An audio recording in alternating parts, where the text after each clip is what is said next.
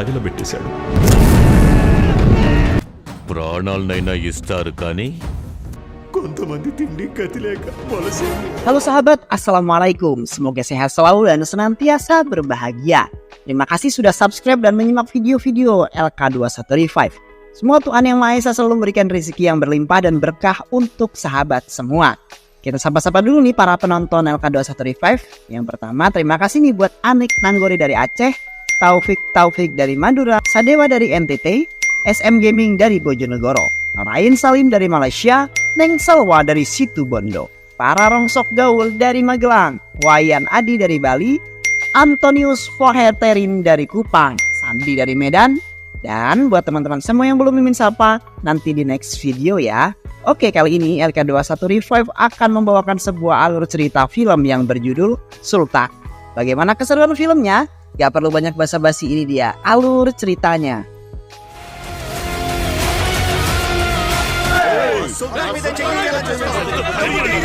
మళ్ళీ వెళ్ళాం.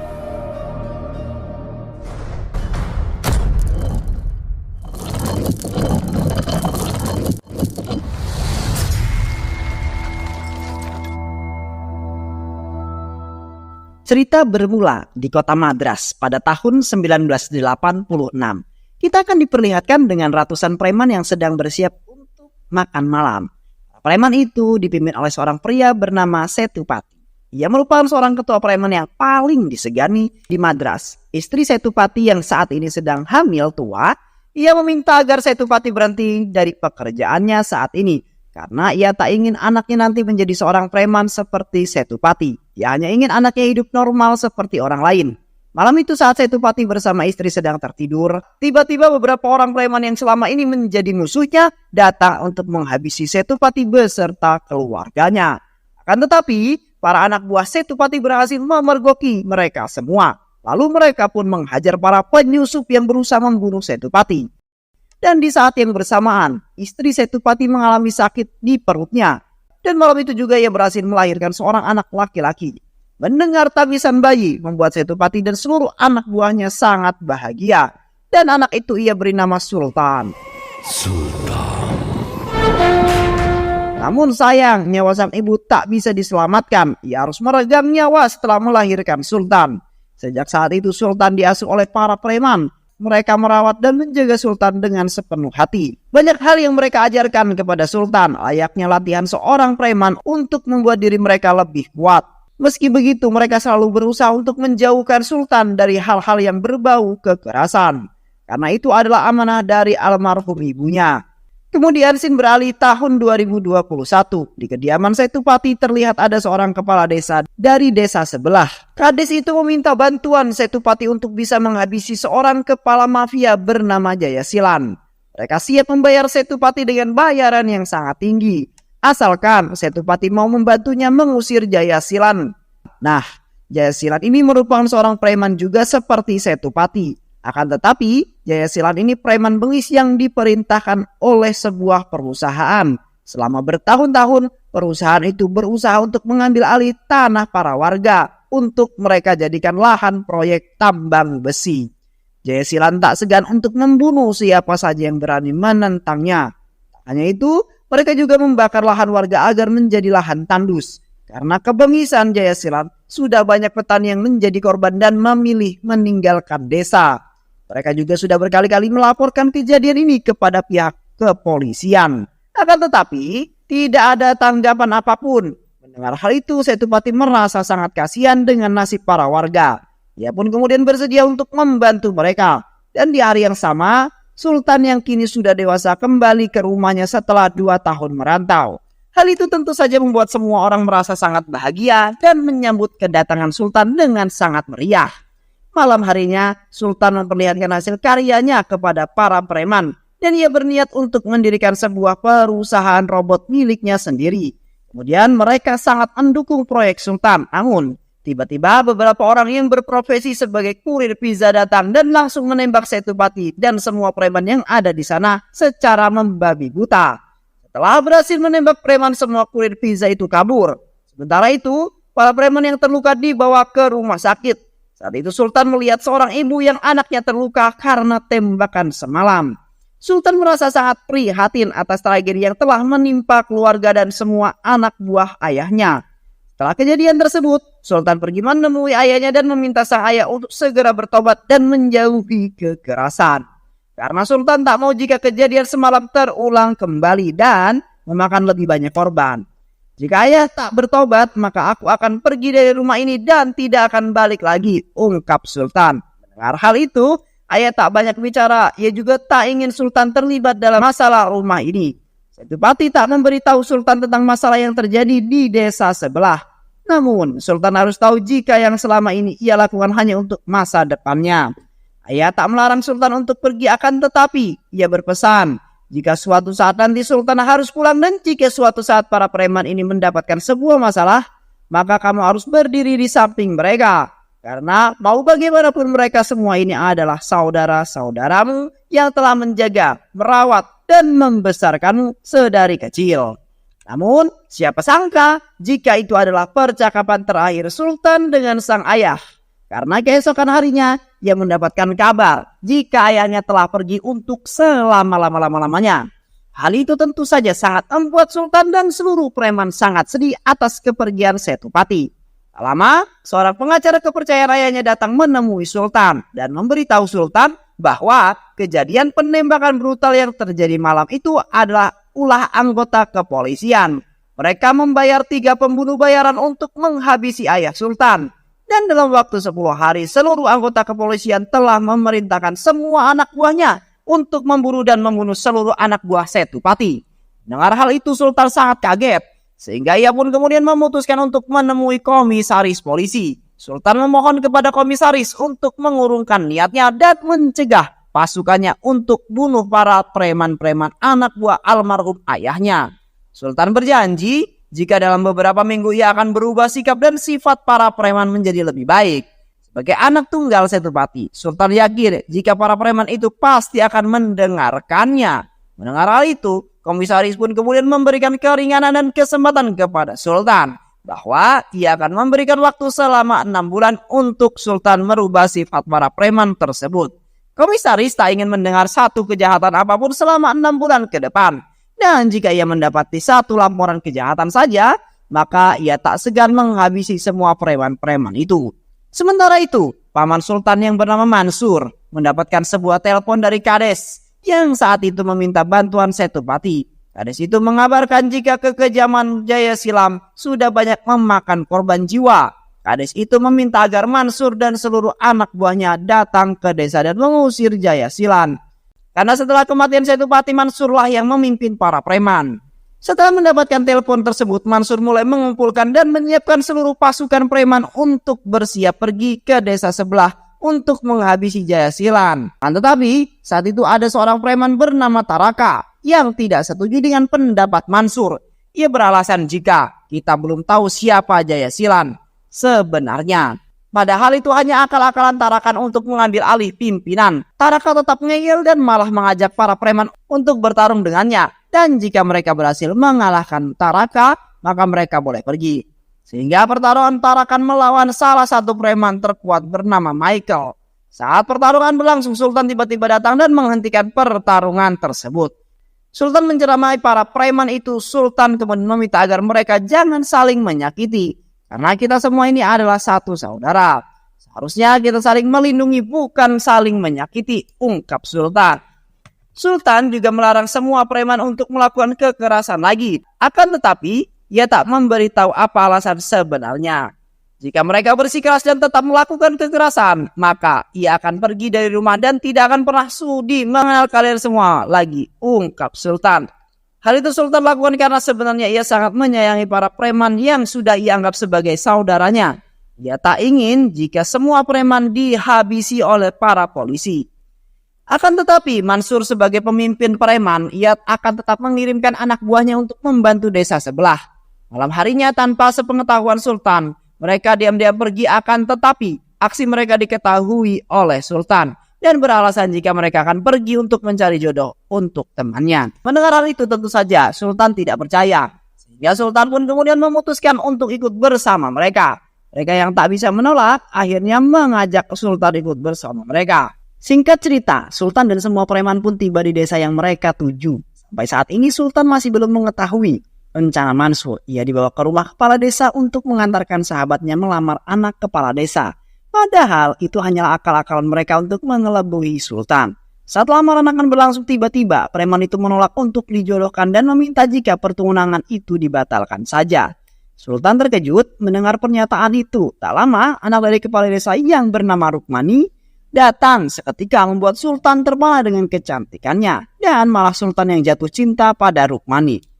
Kalau Rukmani ceweknya saya juga mau. Begitu kata Sultan. Sultan langsung PDKT kepada Rukmani dan dia siap menikahinya. Semua orang terkejut mendengar perkataan Sultan. Dengan spontan Rukmani pun menolak lamaran Sultan. Kenal aja enggak, tiba-tiba ngajak nikah. Mansur mengajak Sultan kembali ke rumahnya. Tapi Sultan menolaknya. Semua itu karena Rukmani. Ia akan terus berusaha mendapatkan cintanya Rukmani. Sultan meminta kepada semua preman untuk tinggal di desa ini. Sultan terus berusaha caper kepada Rukmani. Tapi Rukmani tak peduli dengan Sultan. Malah Rukmani terlihat tidak tertarik dengan Sultan. Karena saat ini Rukmani hanya memikirkan tentang desanya. Tak ada waktu untuk memikirkan soal percintaan. Ia sangat mengkhawatirkan keadaan desanya yang makin hari semakin memburuk. Hanya masyarakat yang menderita. Esokan harinya, Mansur and the gang mulai bersiap untuk melancarkan aksi mereka. Dan hal yang pertama mereka lakukan adalah mengintai setiap pergerakan Jaya Silan. Saat itu, si Taraka yang dari awal sudah kesal dengan Mansur. Tanpa sepengetahuan Mansur, tanpa pikir panjang, Taraka malah melakukan aksinya sendiri. Beruntung Michael yang melihat hal tersebut dengan sigap menarik Taraka agar tidak ketahuan. Hal itu Taraka lakukan agar dirinya dianggap sebagai seorang pahlawan. Sementara itu, Rukmani yang tengah bersama Sultan, ia kemudian menceritakan kondisi desanya. Rukmani menjelaskan jika bertahun-tahun warga desa sangat menderita dan tak bisa bertani. Padahal, bertani adalah sumber utama penghasilan mereka. Padahal dulu desa ini adalah desa yang subur dan makmur. Tapi, semua itu berubah ketika seorang preman yang bernama Jaya Silan. Jaya Silan adalah preman yang diutus oleh sebuah perusahaan besar untuk mengusir dan mengambil paksa lahan para warga untuk kepentingan bisnis mereka. Rukmani bersumpah jika ia akan mengambil alih desanya dan mengembalikan kondisi desanya seperti dahulu kala. Mendengar hal itu, Sultan merasa kasihan kepada Rukmani dan Sultan berjanji bahwa ia akan membantu Rukmani untuk mengembalikan desanya menjadi desa yang aman dan makmur. Karena kejadian itu bertahun-tahun para warga terus dihantui rasa takut. Terlebih ketika seorang mengabarkan jika Jaya Silan mengambil paksa lahan warga. Mendengar hal itu, para warga semakin dibuat takut karena tak lama lagi mereka akan kehilangan tanah kelahirannya. Dan pada akhirnya, Sultan mulai menyadari tujuan yang sebenarnya dan alasan saudara-saudaranya datang ke desa ini. Dan membuat Sultan dilema. Di satu sisi, ia sudah berjanji pada komisaris untuk tak ada lagi kekerasan dan membuat para preman-preman menjadi lebih baik. Esokan harinya, Mansur dan semua anak buahnya pergi ke pasar karena mereka akan segera menghabisi Jaya Silan di pasar.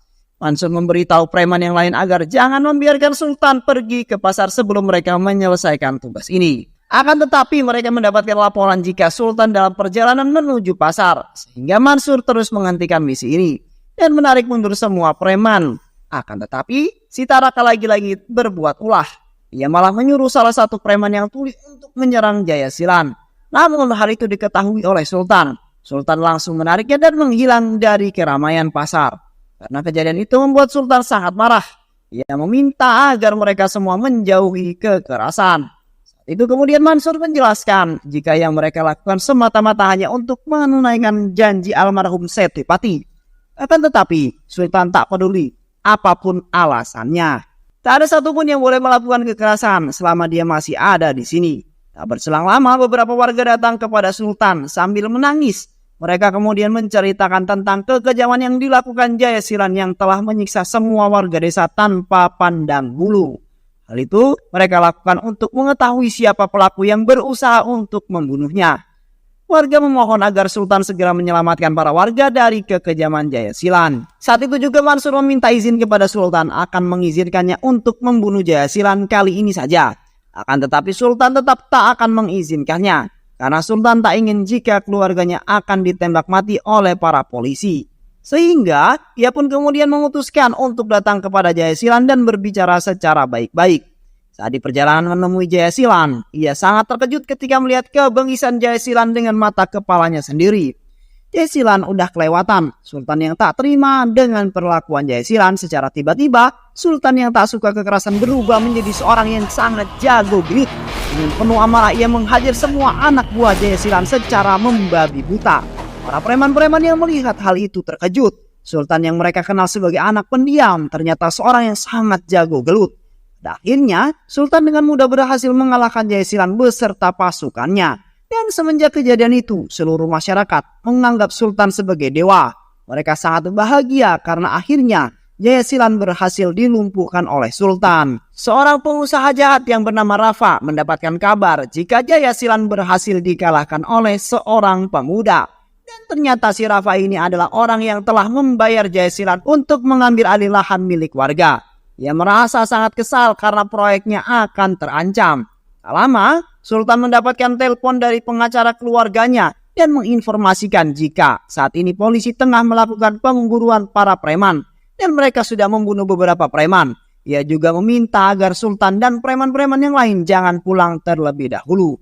Merasa tugasnya sudah selesai, hari ini Mansur bersama semua preman bersiap untuk kembali pulang. Akan tetapi, Sultan menghadang mereka agar jangan dulu pulang. Sultan mengajak para preman itu tinggal untuk sementara waktu di desa itu dan membantu masyarakat untuk bertani. Padahal itu cuma akal-akalan Sultan karena ia tak mau saudara-saudaranya diburu oleh para polisi. Sultan masih tak memberitahu alasannya kepada para preman sehingga membuat semua preman itu merasa bingung dengan keputusan Sultan. Malam harinya, para preman-preman mendatangi Sultan untuk memprotes tentang keputusan Sultan. Mereka berpikir jika semua itu ada hubungannya dengan Rukmani.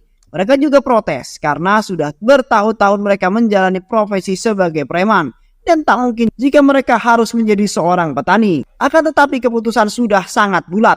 Ia ingin para preman itu tetap tinggal di desa ini dan belajar bertani selama beberapa bulan. Keesokan harinya, warga dikejutkan dengan kedatangan Rafa. Kedatangan Rafa saat itu hanya untuk menawarkan kepada Sultan agar Sultan mau menjadi anak buahnya dan ia akan membayar Sultan dengan bayaran yang sangat tinggi. Ia juga meminta agar Sultan mau melepaskan desa ini. Dengan tegas, Sultan kemudian menolak tawaran Rafa. Sultan meminta agar Rafa pergi dari desa ini sekarang. Jika tidak, maka Sultan akan menghajarnya hingga babak belur. Merasa sakit hati, Rafa kemudian menyewa beberapa pembunuh bayaran untuk menghabisi Sultan. Akan tetapi, Sultan menyadari hal tersebut. Dengan mudah, ia kemudian menghajar semua pembunuh bayaran itu. Sultan juga melakukannya dengan sangat hati-hati, karena ia tak ingin membangunkan semua preman-preman itu. Keesokan harinya, Sultan dikejutkan ketika melihat Michael yang sedang menghajar salah satu warga. Tanpa tahu sebab dan akibatnya, Sultan malah menghajar untuk memberinya pelajaran. Tak berselang lama, salah satu warga datang menemui Sultan. Ia sangat berterima kasih kepada Michael karena telah melindungi putrinya. Jika tak ada Michael, mungkin putrinya sudah diperkaos. Ternyata saat itu Michael mencoba mengajar pria yang mencoba memperkaos seorang wanita. Mendengar hal itu kemudian Sultan meminta maaf karena telah salah paham. Akan tetapi Michael hanya terdiam. Ia kesal karena Sultan tak bertanya dulu sebelum bertindak. Kejadian itu dimanfaati oleh Taraka dan ia menghasut Michael agar mau meninggalkan Sultan.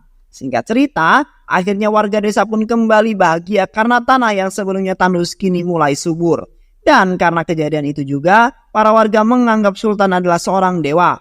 Karena hal itu juga akhirnya Rukmani mulai jatuh cinta kepada Sultan.